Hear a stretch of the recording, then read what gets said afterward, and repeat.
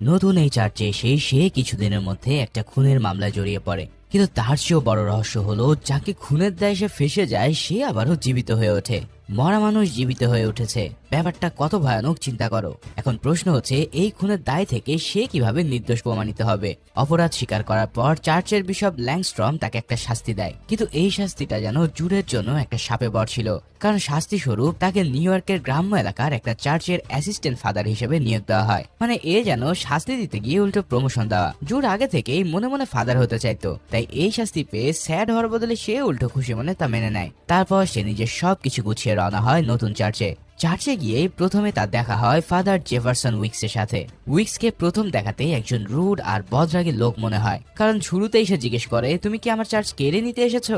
জবে জুড বলে যে সে স্রেফ চার্চের কাজের জন্য তাকে সাহায্য করতে এসেছে। তখন উইকস তাকে বলে, বেশ, তাহলে আজ থেকে আমাকে বস বলেই ডাকবে। এরপর জুড ধীরে ধীরে নতুন চার্চের সাথে মানিয়ে নিতে শুরু করে। এই চার্চে খুব বেশি মানুষজন ছিল না। মার্থা নামের এক মহিলাই খাবার দাবার থেকে শুরু করে গৃহস্থলীর সব কাজ দেখাশোনা করত।